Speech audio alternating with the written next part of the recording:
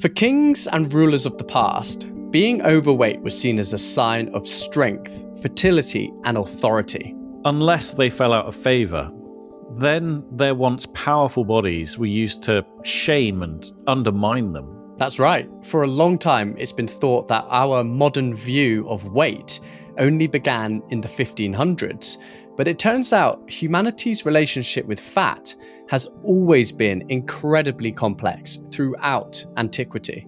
And the idea of fat, even the word itself, continues to evoke complex emotional responses in us. So, what can ancient views of what it means to be overweight tell us about our feelings towards obesity today? I'm Matt. And I'm Ollie, and this is What We Did Before, the podcast that charts the history of modern inventions. And today we're speaking to Chris Forth, the author of Fat, A Cultural History of the Stuff of Life, which offers a surprising look at how the West has viewed overweight people through history. The tendency to dehumanize fat bodies partly springs, I would say, from our own lingering discomfort with our own animality, discomfort about having bodies at all. And I'm very serious about that. In this episode, Chris takes us through historical accounts and philosophical arguments, showing us something very powerful about the way humans form stereotypes and prejudices, and what we might learn from this. If you're enjoying what we're doing, please subscribe to the channel. It helps us out massively. Now, on to Chris. For how much of human history has it actually been possible to actually be overweight? That's an interesting question, and it certainly depends upon region. It depends upon time period. I think for a lot of people, their not unreasonable assumption is that during earlier periods of history where food was less readily available and where people were more physically active because they simply had to be, it's very reasonable to suppose that fatness was not something that was really available to most people. And so it makes sense to think that those who were fat, that whatever contributed to their fatness must have something to do with their status in society, with the material things they're able to consume, and to some extent the physical work that they were not necessarily required to do. So in those contexts, I think that having a fat body could suggest those things at that time. But it didn't necessarily have to be that way. Some things were described as fat, or some bodies, I should say, were described as fat that we wouldn't necessarily consider particularly fat at all. And so it was kind of interesting for Greek actors, and the Greek actors, especially when they were playing slaves, had to depict themselves as chubby, as having large bellies. And this is not necessarily because slaves were especially well fed.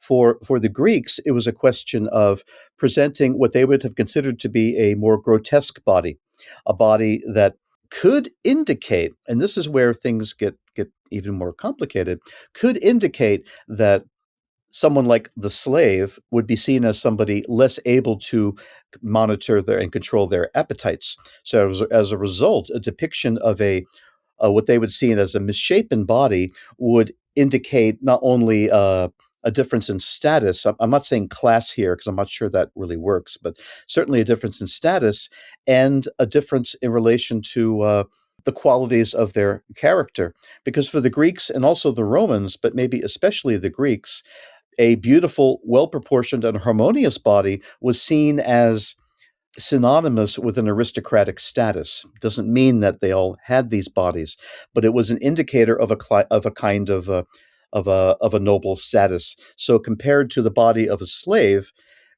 in theater, it became important to depict the slave's body in that way.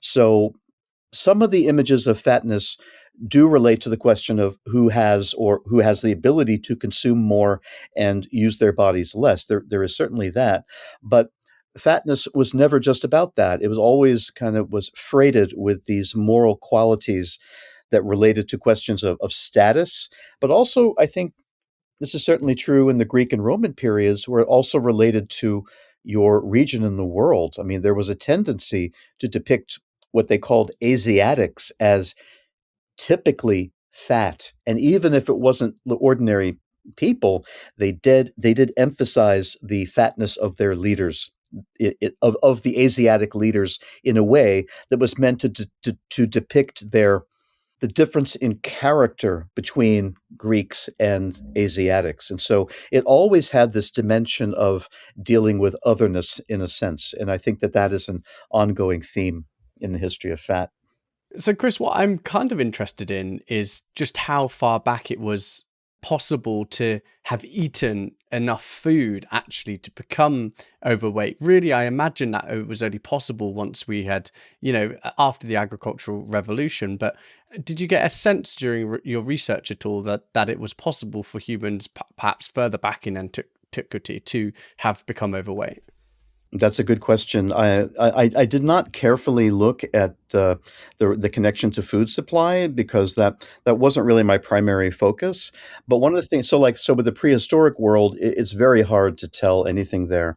I mean, there has been a lot of work done on the so-called Venus figurines, which often depict particularly rotund female figures, and archaeologists for a while interpreted them in certain ways, but particularly in terms of like a kind of matrifocal society, like matriarchy, a kind of worshiping of fertility and things like that, because these figurines emerge around the I think they call the Upper Paleolithic or the late, I don't know, the Neolithic. It's not my area, but that way of thinking has been kind of debunked.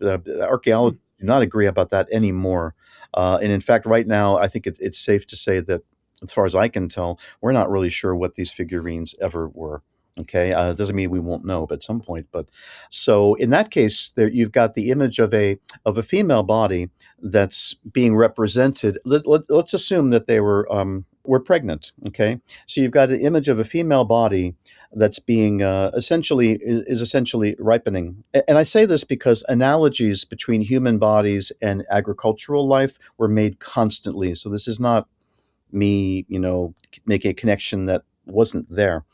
And so it's the idea of a kind of body that swells. And in antiquity, as I see it, the swollen body still signifies potentially problematic things, even if the swelling is not the result of fat. And I think that's an important concept. So in the case of the figurine of an apparently pregnant woman, that I don't see that as a negative thing. But if you look at the Bible, particularly the Tanakh, the Hebrew Bible, the Old Testament, a lot of references there to swollen bodies, but the swelling is not the result necessarily of eating too much food. It's seen almost as an embodied metaphor of their own pride. And so the swellingness is kind of an interesting term, an interesting concept there, because particularly for the ancient Hebrews, the swollen body was one that, because of the fat or whatever was causing the swelling, made them less sensitive. It was the idea that they could not hear the word of God. It was almost as if they were in the, I think it's the book of Exodus, they refer to the Pharaoh, how his heart was hardened. His heart was fattened, is actually what those terms mean. So fat has a lot of different functions here. And so we're so much in the habit of viewing it in terms of eating too much food, not exercising enough, which are, by the way, those ways of explaining fat in the human body medically go back to antiquity. They're not really new observations at all. But fat was never just about that. It was about other things as well. And I think that we have tended to forget these because some of these other things, I think, are present in subtle ways, even in our modern stereotypes. And that's why I think going back even to prehistory does shed light on things that are, I think, in weird ways are kind of operative today as well.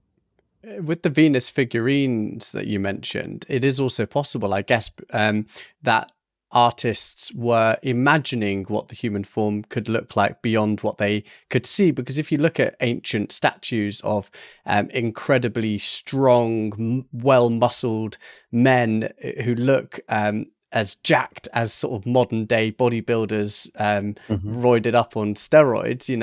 They didn't have those anabolic steroids back then, but they could imagine a physique which looked like the ones that we're able to achieve now, because it doesn't take seeing it in real life for a human to imagine what going further beyond the natural limits are, right? Absolutely, and the depiction of muscular bodies is really quite telling. The Greeks loved muscularity so much that in their statues they included muscles where they never actually existed in the human body. Oh. And that's actually very telling, because for the Greeks, the muscled body, again, well proportioned, harmonious, would have been considered to. Is it the kaligakatia? I know I'm mispronouncing that Greek word, but it's this term that means beauty, but also nobility, as well as goodness in the sense of morality. But for the Greeks, muscles also indicated willpower, the ability to take the wishes of oneself and execute them in action itself. So the ancient I would say, celebration of a certain kind of muscularity was always about more than just the muscles. Muscles, I guess, symbolized qualities that the Greeks liked to think that they all possessed. Mm. Again, that's very aspirational and idealistic, but that is often the way that groups of people tend to think about themselves. Do you think it's as simple to say that for Greeks, these kind of connotations of muscularity and beauty, that for them was fatness the antithesis of that, or was it more complex than that? No, it was definitely the antithesis of that, especially as it pertained to males. And this is another interesting feature. For a lot of scholarship on fat, I'm going back to the 1990s when I first became aware of this, like fat studies. A lot of it focuses on the modern period. A lot of it focuses on women in particular. And in the modern period, there are reasons to do that. I don't have an issue with that. But if we trace this back further, we find that actually most stereotypes about fatness were really leveled against men, because actually for a somewhat simple reason. For the Greeks and Romans, a female body is already considered to be more moist, softer, Hmm. colder, and more fleshy than the male naturally. So for now, I'm not saying that doctors like early gynecologists like Soranus, who was very influential, they were counseling women who were very, very large to lose weight because that was going to make it easier for them to conceive. They would talk about the functionality of intercourse with a very, very large body. So clearly, these were things that doctors were aware of, but at the extremes. But when describing male bodies, typically male bodies would have been seen as a firmer, harder, that is, warmer or just hot, more slender, not necessarily thin, because the Greeks had a word for excessive slenderness as well, although that seemed to be less. They didn't use it very much, but they did tend to talk about fatness a bit more. But for a male body to be fat, in a lot of respects, kind of went against the assumption of what a male body ought to be. And Ah. this is one of the reasons why fatness, from early days, took on connotations of femininity. And in the case of male bodies, the feminine can become a real problem there, and because of all that it tends to, all that it can indicate or imply. So I'm getting a sense that there has definitely, obviously, through history, been various connotations of kind of what it is to be fat and what that might mean at a sort of cultural level, or what that might imply.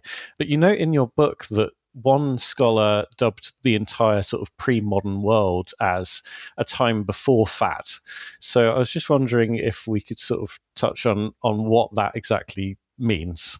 Yeah, the scholar writing that was writing in the early days of fat studies, and a lot back then. A lot of the dominant ways of thinking about the body in relation to broad temporal changes. So I'm talking here about periodization. So for a lot of people, almost never medievalists and classicists, but for a lot of people, other modernists, they assume that as if the year 1500 is like this cutoff, which frankly, I used to think that too, because it was easier as an historian of the modern period to say that kind of thing and then not look before 1500 and just assume that it's radically different. I had assumed So that. we're cut off on our ideals of fat or fatness. Do Yes, you mean? the argument that fat is that aversion to fat is a uniquely modern phenomenon. That has been a truism for a long time, one that I had more or less gone along with. But when I started to really look more carefully at the pre-modern world, I found a very, very different situation. So the author writing that, and again, fat studies in the early days was very much marked by this idea that there was a real sharp division between modern and pre-modern. You see this in the work of Michel Foucault. You see this in the work of Mikhail Bakhtin, even Norbert Elias and other theorist scholars who would talk about the body over long stretches of time did tend to draw a sharp line there. So I do understand why somebody at that time thinking about the body historically would have been swayed by that temporal marker. But I don't think that holds a lot of water anymore. I do think that we need to think about continuities across this supposed divide. I think there are actually many more continuities, as well as many, many changes that are taking place there. But it is true to say, isn't it, that fat wasn't, or fatness wasn't always viewed negatively, right? Because Oh, yes. we often hear how it was associated with power, wealth, status. One very well-known example of that tends to be King Henry VIII. So how do we square this sort of Greek ideal, this ancient Greek ideal of what it means to be overweight, with this concept or emerging perhaps of there sort of being this wealth and authority attached to it?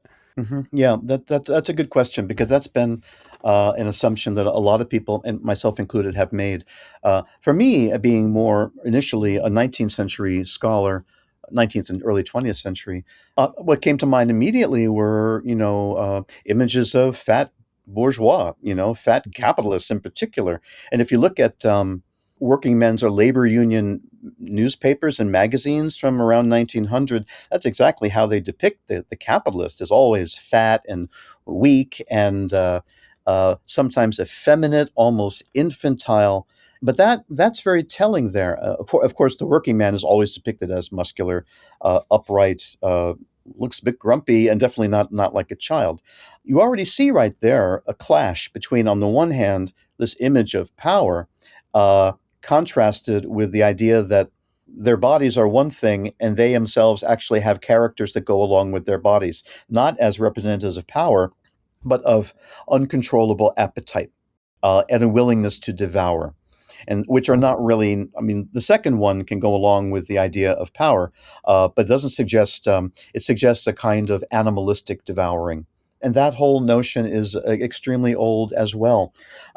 Socrates was widely known as being fat. I mean, he had a big belly. And this was actually, and has been, a problem for his contemporaries as well as philosophers since then, because the claim was that, it's too bad that his outside is this way, because we know that his inside is that way.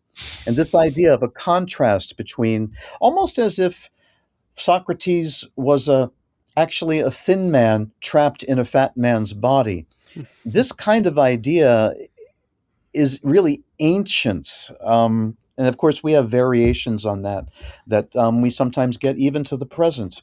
So, yeah, there always was this sense of a tension there. Even if one's fat was a consequence of their power, it didn't necessarily indicate good things, because those in power are not always seen in positive ways. Sometimes they're seen as devouring or vampiric, as semi-human. And so power, you could see it as a good thing, but you can depict your enemies as fat as a way of critiquing the same power, just coming at it from a different perspective. It's interesting because it's certainly a modern assumption that is held as well. Often overweight people are seen as lazy, which is, if you really unpack that, it's obviously hugely untrue. There are plenty of overweight people who are incredibly driven, Yes, successful, wealthy. no And doubt. so we like to separate overweight with lazy and fit and healthy as sort of like morally superior in some way. And it Yeah, feels like that divide in our minds has never, I mean, that's lasted for a very, very long time.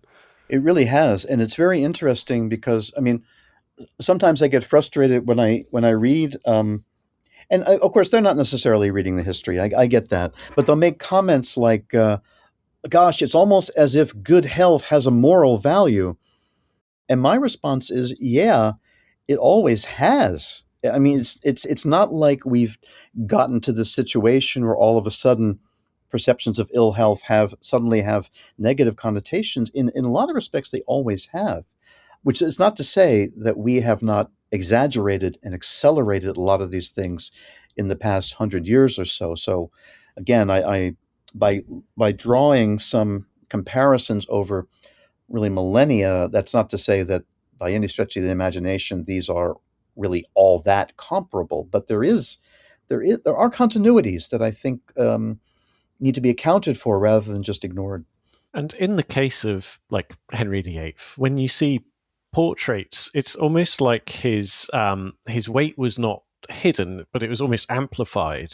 And Yeah. it got me thinking a bit about what you were saying before, sort of this image of kind of power and how this devouring and this kind of these connotations can be used kind of positively and negatively. And you can actually see that, I think, despite our sort of cultural ideas of being like a large body today, it's you can really see it's a very large, sort of powerful figure when you see that. Is that kind of the intention, do you think? Oh yes, and I think that that depiction of his body in that way is it's certainly not accidental, and it's not necessarily all that unusual. Also, I would say that we need to remember that with depictions of fat male bodies, height really matters. Height can make a difference Hmm. because height emphasizes the sense of, I would suggest, imposingness, the idea that there's something monumental and to some extent, perhaps even potentially a little bit intimidating about that. And that, in a way that is not operative at all for shorter fat men who do not necessarily automatically have that kind of presence. So I do think that is a factor here.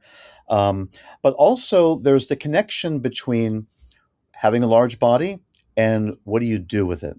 Okay. And one of the things I've noticed, particularly with reference to medieval kings, is that one could be fat and it was not necessarily remarked upon unless one kind of lost the plot or else one was being described by one's enemies, or if one had simply become a failure as a leader.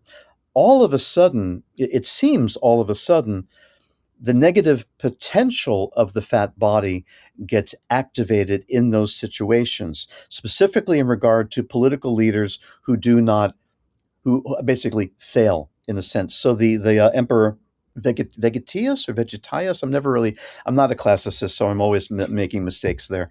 We'll forgive you because we wouldn't get it right either. Thank you so much. And that's a good example of a Roman emperor who just was losing. He was losing battle after battle. The army. I mean, it was, and he was ultimately killed by an angry mob. But the those who were commenting on this immediately tied his size, his fatness, to his failure. And that for me was very telling because if you go forward into the Middle Ages, you have kings like Charles Le Gros, who was the sobriquet the Fat, is often not conferred as a result of is not an honorific. Let's put it that way. So Charles Le Gros only got the moniker Le Gros after he grew fat, when he was not a king anymore. And in fact, it was almost as if becoming the fat retroactively explained all of his failures as a thin man. Oh, It's really okay. wild. It's very, very strange. I mean, so to be called the fat, if you're assuming that fatness in the pre-modern world was always an unproblematic signifier of status, it's not entirely true because the status still had to be, in some respects, earned, or at least respected through the doing of good deeds. There's another king, and I'm sorry, my memory is terrible, and also my head is in all kinds of different scholarship now, so I've forgotten who I was talking about. Louis VI, also called his original sobriquet was Gloriosus. Oh, Um, okay. yes, That's quite and a then downgrade. later, yeah, and then later they changed it.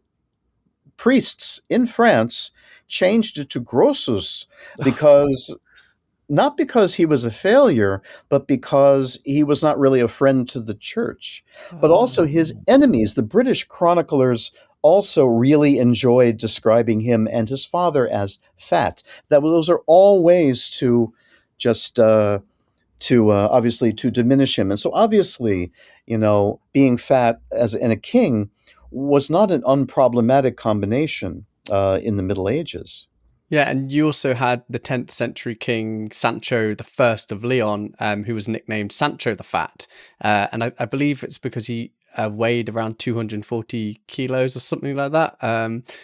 So, there was a time in sort of antiquity or pre-modern times Mhm. where actually your identity could be wrapped up very firmly Mhm. with how you looked and your body shape because of the way that surnames and last names worked. They weren't hereditary names back then, they were descriptive names. So they told you something about the person. And as a result, I guess it was a way of linking people more closely to their sort of material body in a way.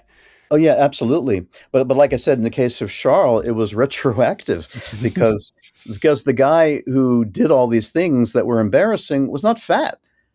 He wasn't fat when he did it. He became fat. So it was, again, here's a case almost the reverse of Socrates. Here was a fat man in a thin man's body. If you think about it, it's basically what it's suggesting to me. Back to your question about Henry VIII, that the paintings by Holbein are really interesting because in that case, I don't recall how tall Henry VIII was. I probably looked into it. I've forgotten how tall he was. 6'2", apparently. Okay, Yeah, pretty I tall. think at the time that was a good size, and Yeah. this goes back to what I was saying about why in this case height matters or size matters, but height matters because especially in the hands of Holbein and the expression on Henry VIII's face, you have the sense of a kind of monumental, imposing, potentially even immovable force, Mm. and that of course was not accidental. Okay, but also like and again I kind of wonder about this because Henry VIII was never called Henry the Fat. I mean, but not because he wasn't fat, but because he wasn't seen as a failure. And I'm not certain of that thinking there, but it seems to be consistent with what I've seen in the case of other fat kings. So is this sort of the sort of myth that you're challenging then? Is that we do have quite a strict idea of fatness in antiquity being almost, solely related to not just wealth and authority, but also other sort of beneficial health aspects like fertility and beauty. And you're sort of challenging that assumption and suggesting that actually never in history have we ever been so binary in our view of what it means to be overweight. Right. That's my perspective. I mean, other scholars have made this point, and what I've seen, I agree with it. Um, Typically, because I mean, go back to actually one of the first questions you asked. In antiquity, there would not have been that many people, who were, of that size at the time. When fatness was really being discussed, it really tended to be in extreme cases. I mean, Serranos, the gynecologist, wrote about this a lot, about particularly fat women, who he considered to be less fertile, which is actually supported by medical knowledge today. It's kind of interesting how they were noticing something that was real, even though the way they described it would certainly never satisfy any doctor today. But it was not nothing they were noticing. So no, it's always been ambiguous. And even today, our binaries are not even all that binary, because, or if it is binary, it's specifically in relation to human bodies, because we still like fat, or at least we have an ambiguous engagement with fat, which we love to eat. It tastes good, and we're maybe on an instinctual level almost kind of driven, or always tempted to overindulge with fatty foods because they're pleasing. But at the same time, we celebrate olive oil, extra virgin, of course, as an almost spiritual substance. Mm. So which reminds me of the way in which oil was understood in classical antiquity, particularly with the ancient Hebrews. It could be viewed as one of the most pure things imaginable. It could also be viewed as that which is absolutely disgusting, and it had this intrinsic ambiguity about it, that I find really fascinating. And that's why today we talk about good fats, bad fats. In Spain and Italy, they can talk about olive oil as that which actually causes you to lose weight. So the fat against fat. But we have this kind of health ambiguity today where there's obviously the good and bad fats. But in the sort of ancient world, or just in history generally, was there this ambiguity about the health benefits or drawbacks of being fat as well? Or was that kind of something that came later? No, from day one. Mhm. If you go back to the works of Hippocrates or the Hippocratic authors, because he probably didn't write most of the things that have been attributed to him, you see it there as well. And some of again, the sort of what we might consider to be the common sense ways of thinking about what causes overweight, overly rich diet, not enough exercise, and other factors, because the Greeks and Romans also talked about environmental factors, like if you live in an area where the the atmosphere, the air is colder and moister. This is how human variation was understood in the pre-modern period. It was very environmentally rooted. So if you're like a Scythian, who the Greeks often wrote about, you live in the steppes of Central Asia, you are in a colder, moister environment, your body is going to tend to be like that. And so the Greeks always saw their own environment as very moderate, which of course they said is why they have moderate bodies. That's exactly how they did that. So they were already kind of creating a typology of bodies that went with foreignness at this time.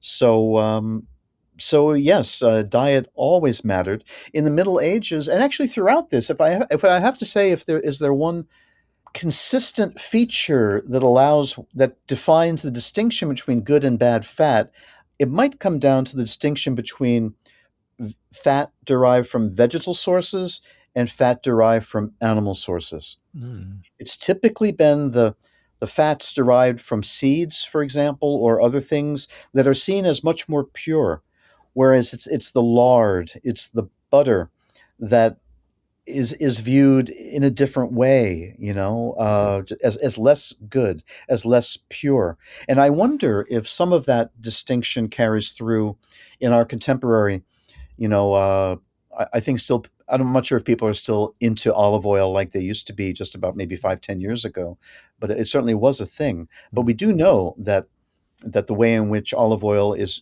discussed, it is almost as actually, it's not far from the way when a few years ago, did they have this in the UK? Essential oils became a thing. Yeah. Yeah.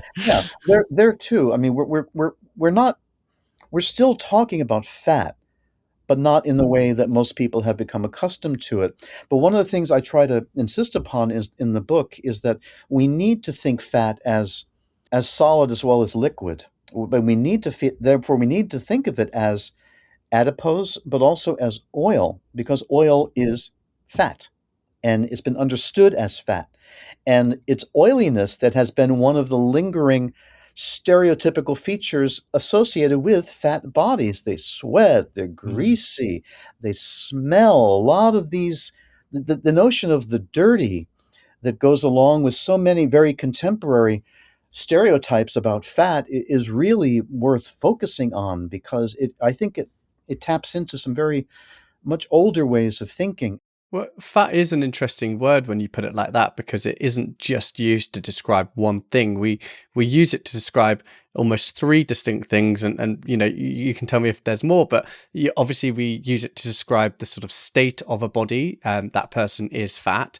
We use it to describe the actual sort of tissue that that this sort of essential tissue that we have for energy storage, insulation, cushioning organs, stuff which we need. Even quote unquote thin people have fat. And then also, as you're discussing here, we use it to describe the sort of chemical components of the food that we eat. Do you think all of that sort of confounds our concept of fat and influences our view of fatness? It's almost in like a holistic way, where all the three different types of fat converge into one view in our mind.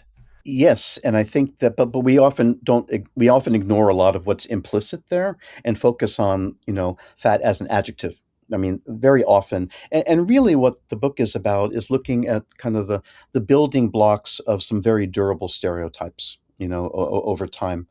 But there's actually a fourth dimension that I mean, the things you indicate there are absolutely spot on. There's also the act of fattening, which I think is important, because the one question becomes, what were the circumstances that contributed to your becoming fat? Is it because you cannot control your appetite and therefore your fatness is as an indicator of a kind of weakness? Or did you grow fat because you're a predator, or like an Mm. apex predator, or I almost said alpha male. It doesn't quite work here. The fat alpha male is just it doesn't work. And you're not going to make a meme out of that, frankly. Um, but and also the fattening is, are you being fattened by somebody else? Are you basically like livestock? And this is a very ancient metaphor. This is one of the reasons why I've suggested that fat, understood in terms of fattening, has has always had not only a question of has status implications to it, but explicit power relationships. Why? Because ancient ideas about fat, because so much was modeled upon the animal world in the agricultural realm, it was modeled upon, well, fattened animals. Which animals get fattened? And also think of a hierarchy of animals, not only in the ancient imagination, but also in our own. The animals we do tend to whose qualities, I should say, we like to participate in, they tend to be predators. They tend to be, very agile or dominating. They don't tend to be geese and pigs and ducks and cows. They don't. Those are seen as livestock that historically and to the present is fattened by others, not for their benefit, but fattened Mm. for the benefit of those who are doing the fattening. And this becomes very, very operative, actually, even today, because I also do work on masculinity in the far right. And it is not hard to see how, and the far right really hates fat. Fatness is really a problem for them. And their association there would be between fat bodies and goy slop. This is basically, you would be the implication, are being deliberately fattened by them so you can be weakened, so that you can be dominated, so that you can be metaphorically consumed or devoured, or at the very least subordinated. And some people make that narrative there explicit. For others, it's implicit. But the general shape of it, I think, remains largely the same. So, fatness, when understood in terms also of fattening, there's a power relationship that's always been there. And so, for example, the Western view of non-Western fat bodies, going back to the Greek and Roman stereotypes about Asiatics, that continues into the the colonial period, as we have depictions, especially of Africans, but also of Indians in the subcontinent, and the Chinese as well. Fat becomes a marker of a less than civilized body. But the origins of that are not with Africa, they actually go back to the ancient Greeks and Romans, I would say. There's a lot to think about there, and actually, one of the things that fascinated me with what you said was actually about this sort of far right, and it made me think of all the times that the algorithm has tried to feed me certain content that is just like you said, this word goy slop, and kind of like depicting the far left kind of large, brightly coloured haired person, and Fat yeah, you and can fat. see, yes, exactly. So that's a little revelation for me on that one. But going back onto sort of the past a little, so I wanted to talk about kind of medical, sort of early medical thinkers, and whether they had very different ideas about fat to modern day. Are there any sort of physicians or medical texts that sort of surprised you in how they understood fatness? No, honestly, the way in which fat bodies had been understood was, in some very very basic ways, really quite similar. I did not see Mm. physicians recommending great fatness. Now, the thing, and I think this is, I think it's important to keep to factor this in. I mean, our parlance today, our parlance is very binary. When in fact it's not really like that. We think in terms of fat bodies and thin bodies, but what we actually do is we know what the overly thin is. We know what that looks like. So, and I say these things because I think it's important to remember that for most of Western history, there was this vaguely, very loosely understood notion of a moderate body, which is the body between extremes. And the thing is, it's hard to get a clear picture of exactly what that body would have looked like, because in statuary and in icons, you get more of the depiction of the extremes, and so it's honestly hard to tell what the moderate body really was or what it really looked like. But I can say that most ancient physicians, at least the ones, the biggies that I've encountered, they always recommended moderation. They always recommended, between these extremes. And I guess this was a sort of a time before BMI was invented. And I'm imagining it hasn't been a huge period, or correct me if I'm wrong, of human history where we've been weighing ourselves and Yeah. where we've sort of understood what scale weight is and means in relation to our health. But now we can have, we've got pretty good stats that help us identify like this much weight is too much and this much weight is just about moderate. So Right. I guess sort of weighing ourselves is a fairly modern invention, right? Mhm. It is, yeah, and I know that I think you can see some origins of this, and I could be wrong about this, but from what I've seen, 17th century early scholars, was it Santorio? Santorio? He was either writing about metabolism. He would weigh himself. Before and after meals, and to try to get a sense of how much his body was essentially kind of burning off. This is an early version of metabolism studies. But more likely, you were to see the use of scales for this purpose around the late 18th, early 19th century. I think this is where you find this. And some of the objections that were made was that, well, in the past, before that time, they did weigh things. They weighed animals and slaves. And Mhm. so the move towards weighing non-human animal and non-slaves would have been an interesting change there. And I mention that because there's another theme that runs throughout the book, and that's animality. This idea that there is something about fattening that reminds people of basically our animal natures. There was an interesting book that came out just a few years ago in France, where the woman was describing, how she was treated as a woman of size by French physicians, and the French are really bad about fat. By the way, they do not. It's worse than in America and the UK, way more. Um, in that context, there the the doctor she went to see did not weigh her using kilograms. He weighed her using an old unit of measure used by veterinarians. That's very telling. The tendency to dehumanize fat bodies partly springs, I would say, from our own lingering and perhaps irreconcilable discomfort with our own animality. And the animality issue, I think, is a recurring theme, and it's very, very ancient. That's why I keep coming back to it, because we still do that, and I think that some of the reasons why we do these things reflects our own discomfort about having bodies at all, and I'm very serious about that.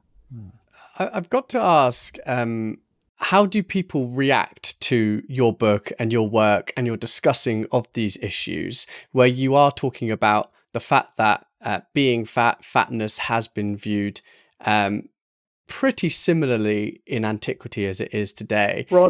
Broadly speaking, yeah. Broadly speaking, and through which you sort of have to explain that it was seen as undesirable, or it was seen as unhealthy, or in some areas of life as disgusting.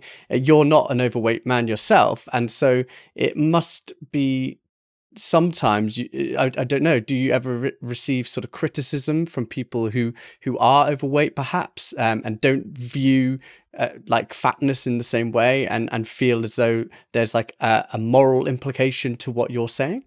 That's a great question. I have never received that. There was one review, and I get it, because the reviewer was talking about, and also I've gotten this criticism at conferences and things like that. So, but this is not like, like angry emails and nasty phone calls. It was more kind of, more professional. It was a question of my use of disgust and the way in which I I use disgust, or at least the ingredients that most often elicit disgust responses. The suggestion was that I was saying that that fat is always disgusting, and therefore am I making it almost a transhistorical thing? That's not my intention at all. Okay, because I don't think there's anything unavoidable about these things. There's nothing essential about this. I mean, um, it's just that because we're dealing with ambiguous substances, ambiguous matter, and because matter does to some degree motivate the cultural ideas and concepts that we use. I think that's fairly clear now, at least to me, as somebody who has worked in materiality studies, that some substances are ambiguous. They just generate different kinds of responses. Oil is one of them, and I wonder if, to some degree, that, at least from our perspective, that's all, we're only talking about humans, what we consider to be ambiguous about these substances makes it possible to exploit that ambiguity in relation to actual human bodies, and then to tar people with the qualities that we tend to associate with the substance itself. Which is why when we talk about grease, we apply it as a moral quality. So and so is greasy, they're slick, they're this, they're that. We're always doing that. And we see it also in some of the stereotypes about fat people as well. So I often, to be perfectly honest, I sometimes feel very uncomfortable talking about this if the people I'm talking about are themselves very fat, because I find it hard to describe this without sounding like I agree with any of this stuff. I don't at all. And I certainly don't want to hurt anybody's feelings, certainly. But at the same time, this is what I'm seeing. And I think I have a fair amount of data to support it. But I'd love to see other interpretations of this. It's obviously a very evocative subject, and it has been for some time. Probably a lot longer than we think by the sounds of this conversation. And Yeah. one striking thing to me is how socially acceptable it is, or has been, even until recently. It depends who you speak to or who you're around. It is to sort of openly, or quite openly, shame fatness in some ways that we wouldn't do now we've sort of learned as a species that racism and homophobia and mental illness and addiction shaming are not things that we should do. So why do you think that fatness maybe is kind of, or do you feel that fatness is kind of this protected almost thing where it's a bit more acceptable to have kind of stronger views on it? You mean stronger views in the sense of making stereotypes, or Yeah, And yeah. openly shaming people about it. Yeah. yeah, absolutely. And I found it. I mean, I don't talk about this in the book, but I've written separately about the role of fat in the political climate in particularly the U.S. in the past decade or so. Yeah, the way in which fat is mobilized by both sides of the political spectrum, also by those who self-profess liberals who, on any other day, would condemn fat shaming, very happy to fat shame Trump and others, Mm. and that too I find very interesting because I don't see it as negating anything that actually is. It's a demonstration of the uh, the enduring appeal of this kind of thing, because I think that because fat stereotyping implies stereotyping about class, it implies stereotyping about women, and it implies stereotyping about certain people of color. It becomes a kind of a proxy in a sense because you can invoke the kinds of things the kinds of stereotypes that you may have about these people, but because you're not explicitly citing them, but you Mm. are identifying a feature that is stereotypically associated with that group, I think it allows you to import kind of vitriol in that way. So some people say that it's like and maybe they're right that this is like the last acceptable stereotype. I'm sure we have a lot more in us. I'm sure we can do more stereotyping. I really do. Mhm. But if we are optimistic and say this is the last stereotype, I think we need to understand that the stereotype itself is built out of stereotypes that we have discarded. It's built out of stereotypes about class and race and gender and ability and many other things that are unacceptable. But we can express our, I don't know, dissatisfaction or discontent with those groups through other means. And I wonder if fat also does that.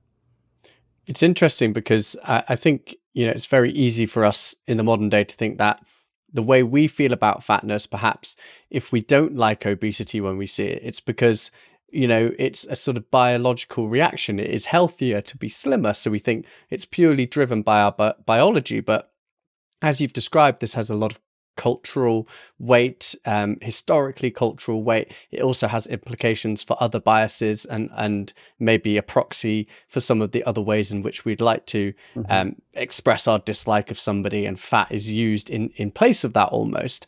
But Yeah. it also shows just how easily culture can shape our visual understanding of the world. I think we kind of think that culture has the only role that culture has to play on us as people is sort of how we emotionally react to the world, but actually how we see and how we feel about things that we see can also be hijacked by, I don't know, the way everybody else around us is thinking and talking. And I don't think that's any clearer than now, where we're sort of obsessed with obesity and obsessed with weight and dieting and losing weight in any which way we can, especially with the rise of GLP-1 medications. But yeah, I think it's just fascinating to see how strongly culture is associated with how we view the world. It is absolutely. But I would also throw in there matter because I think that there's a weird kind of, I would actually call it like a philosophical point that runs throughout the text, because I do have this sense that quite a lot of culture might be something established as a way of coping with matter, particularly living matter, because regardless of what our culture may say about our lives, our bodies are they're vulnerable to disease, to injury, to death, dismemberment, you name it. They are constant sources of anxiety and disappointment. And of course, a lot of what we do culturally obviously in relation to the body and other things, are ways of managing this, because it is, in many respects, disappointingly unruly. Our bodies, they may, do things we want to do now, but eventually it's not going to work out. There is a expiry date on all of these things, obviously. So I do have to wonder about whether the accelerating and even exaggerated aversion to fat is maybe symptomatic of something else, that in fact we have never really been all that happy about being embodied. The bodies that we tend to fantasize about, uh, think about the early Christian image of the resurrection body. At the end of time, Jesus coming back. You've got the king, the new Jerusalem, and the dead will be raised. The dead will be raised, and they will have their bodies. But everybody wanted to know reasonably, well, what kind of bodies will they have? I mean, if I died when I was 4, is that it for eternity? I had my left arm cut off. Is that it? Or maybe even worse, what is it going to be like? And so these were questions that I think ordinary people, if they heard about this, would certainly ask. But I know that for a fact that theologians were trying to get their minds around it. But the bodies that they imagined would always be moderate, harmoniously proportioned, almost Greek-like in a way, but they would never have those features of the body that we don't like that which grows old, that which decays, that which is vulnerable. And so the image of the body that is very often idealized is a body that is free of its organic dimensions, which is really paradoxical, but to think about. But I wonder if recent interest in transhumanism, which I would have liked to have written more about, but I mean, you get they wouldn't let me write anymore, actually, frankly. That I wanted to. And they're like, no, you got to stop. I was already 50,000 words over my limit. So they were already very gracious. But looking at transhumanism, the transhumanist image of the body, as I understand it, is of a body that is enhanceable, manipulable, where its metabolism can be directly controlled, where something like fatness or excessive slenderness will never be an issue because it will never be really possible. So I see it as an attempt to tame materiality, to tame animality. And this is why, when I called the book, of the a history of the stuff of life. I think we need to take seriously that word there. This is the stuff of life. I think is ambiguous itself. It can be that which provides pleasure and meaning and belonging, but it's also that which will ultimately let us down. And I think it's that the inevitable disappointment of being embodied that some of our aversion to fatness expresses. I do think that. And I like the fact that some reviewers have picked up on this. Actually, the Spanish translation just came out, and there was a nice review in El País where they actually talk about that, and it is really a core theme in the text, as strange as it might seem. So there's this kind of feeling of an ideal being kind of moderate in history. It sounds like in some of the examples that you've mentioned. And I think there's also in present day, at least my feeling is that there's more of a feeling of trying to achieve perfection. And I was wondering, Ollie touched on something before about GLP-1 weight loss medications, and some being used obviously for medical reasons, some being used maybe purely for aesthetic reasons. I was wondering if you have a thought on how you feel the vision of kind of fatness or the opinion of fatness might shift with the rising use of medications like this. I see it. I see the responses getting even more intense. It'll be those who have access to these things, of course, and that assumes that in 5 years we don't discover the horrific things that these things may or may not do. That does seem to be the way these things go. Olestra was kind of like that, and there are other, weight loss solutions that have been offered that sound good at first. No, my suspicion is that this will exacerbate the pre-existing fault lines that already separate groups from one another, where they may not have access to these things. And as nutrition for disadvantaged groups is definitely not getting any better, um, I can see this becoming even more of a problem. Where once again, class lines will be synonymous with bodily difference. I see that as something that will probably happen, but that's why you need to ask a more of an optimistic person these kinds of questions. 'Cause, No, well, I I'm not think a fan. I'm sorry. I think it makes a lot of sense, your view on it. And, I think it's always really surprised me that as we've created this obesogenic environment with the foods that we have available to us, the fast foods, the junk foods, the microwavable foods, that we haven't become more accepting of fatness as time's gone on, and as the obesity epidemic has increased or become a thing even in the modern time. But instead, we've almost grown more averted to it. There's become a greater polarization between those who morally stand by thinness and actually, more recently, morally stand by fatness and body confidence and body positivity. Why do you think it is that all of these, perhaps in antiquity, you could imagine that a fat body may have been seen negatively because there were, as you say, very few of them. But now, with so many people being obese, why it hasn't become more favorable or at least accepted? It's a good question, and in some places I think there does seem to be, if not actually more acceptance, an attempt to generate more acceptance. I know these weren't really things that I got into, but I know that there are a lot of situation comedies coming out of the U.S. some years ago that really emphasized this and took this as a theme, which I think was not necessarily a bad idea, if only from a human perspective in terms of how we treat each other. I think that a lot of people talk about neoliberalism as a factor.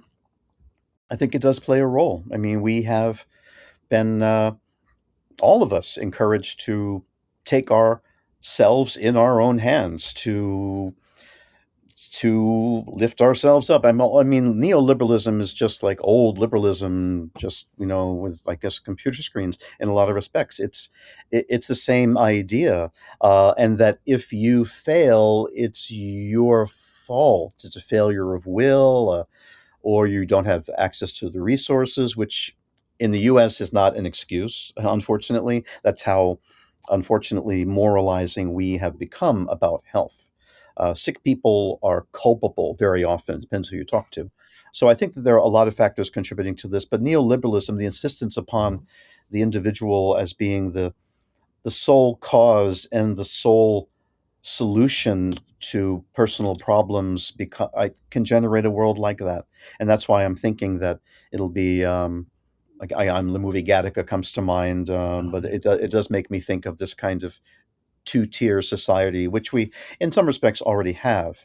But I see this really sharpening those divisions on an even more intimate bodily level. Yeah, and you say that all the while we are wrestling with some materiality of our body and the fact that we have these material bodies because they are not within our control, and yet we are telling people that everything that they do in life is within their control, and anything that goes wrong or that they do is morally seen as bad is their fault. When actually we know that most of what we do, some philosophers like Robert Sapolsky, for instance, argue that free will doesn't even exist. And so we see It that doesn't. there are genetic elements to weight gain, there are cultural, there are also the obesogenic environment, which I spoke about. And it's just so interesting that we can't compartmentalize, the fact that we're viewing sort of this kind of sole responsibility. You're the agent of your life, and everything is your responsibility. From the fact that actually life is chaotic and random. Absolutely. But the thing is, this way of thinking is actually, it's precisely because life is chaotic and random that you could argue that this obsessive focus on the body is there. When I talk and I teach and write about these things, I often go back to about 100 years ago. a little bit more than that in the US context, because there are some interesting cultural historians writing about that period.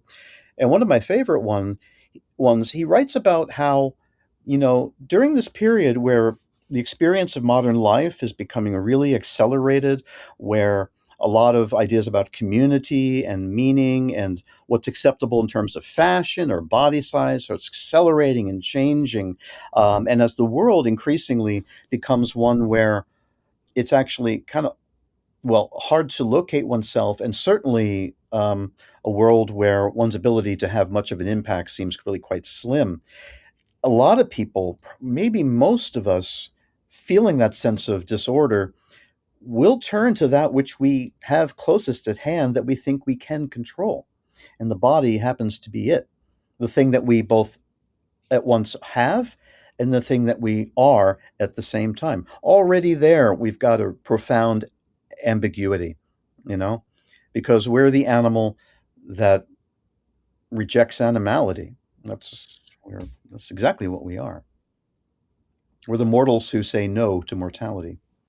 I guess what's really important to note is, I touched on the fact that there may be pushback that you get. You said you don't get that much pushback, but and that's quite intriguing to me, because I see it as quite a complex and quite a controversial, divisive topic. But here you're saying you yourself are not making a moral judgment, but rather sort of assessing historical views of fatness. Oh, absolutely, yeah. So I sort of want to get from you why you feel it is important that we do take this historical look at it, and what looking back through antiquity can tell us about how we should perhaps try to shape our views of fatness and obesity in the modern age and in the future, as things are only set to, it's only set to become more prevalent.